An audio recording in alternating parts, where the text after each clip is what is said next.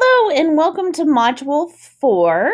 We're getting halfway through the course. I hope you are enjoying it. We're now on Beyond the Walls.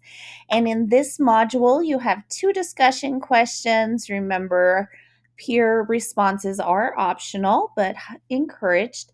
In this one, you just have 2 assignments. And the first is a pear deck. And a pear deck is a Google slideshow, but makes it more interactive. And so what you'll want to do is just click on the link that's provided and it will open up the pear deck. You might have to sign into your ECSD Google account if it doesn't automatically log you into this point. So make sure you log in if it prompts you to. There's always a self-check here that the teacher will get back. So how are you feeling? Oh, you can always skip it. And then you'll open up the slideshow. And as you go through the slideshow, this is about digital authentic assessment tools. And I was doing it earlier. So it does pick up where you left off. So let me go back to the beginning. I apologize for that one.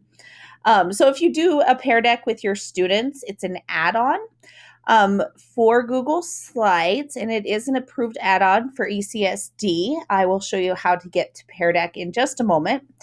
But as you go through it, I built this slideshow, and then you'll click the arrows. These questions are embedded. You can either do it self-paced like I'm doing right here, or you can do it live in your class. So you're actually changing the slides on the computer screens for your students. If you've ever heard of Nearpod, it's a very similar program to Nearpod. So how often do you use performance tasks in your classroom? And you can select your answer and then move to the next slide. Read more about authentic assessment, different types of authentic assessment, and things authentic assessment needs in them. So they need to have goals. And then there's a question about goals. They need to have a role for the students. And then there's a question about role. They need to have an audience for the students, questions about audiences. There are links in the pear deck that you'll click on and they will open up in a new tab to look at. I should have said that a little bit earlier, but there are links.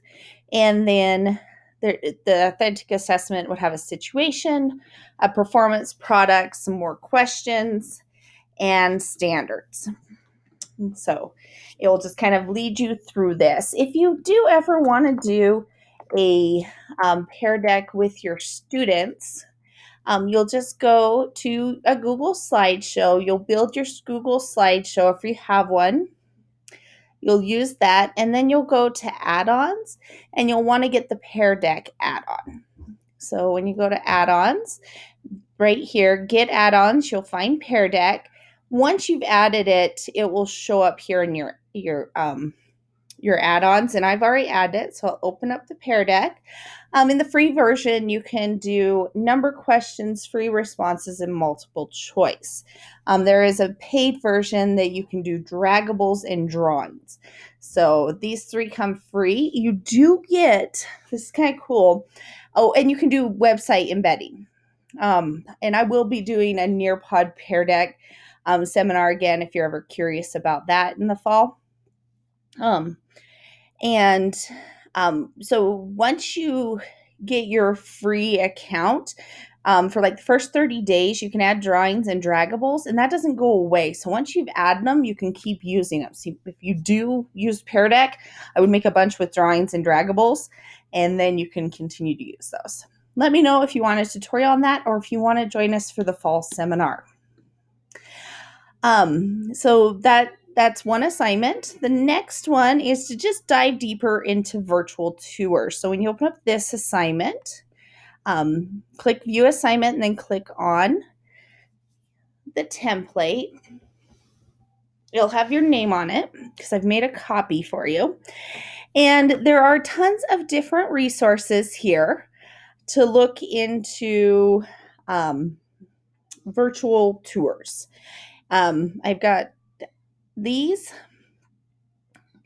And then just tell me which one you looked at. So if you looked at the first one, you'll just check the box. And these are all hyperlinks. You'll just click on the hyperlink. And then you'll list the virtual tours you could use in the classroom. So if you do go to this one,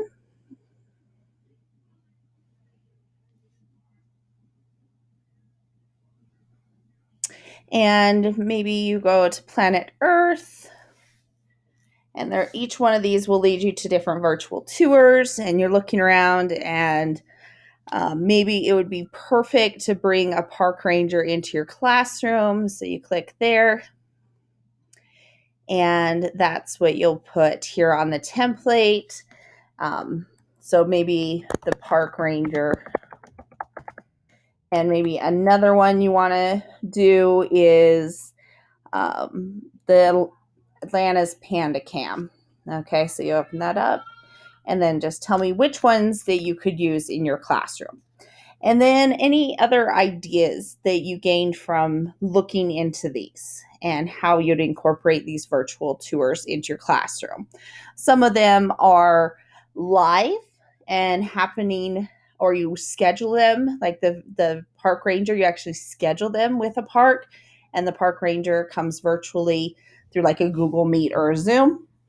And some of them, like the Panda Cam, you can just do it anytime. Okay. It's not available at this time, but that's just an example.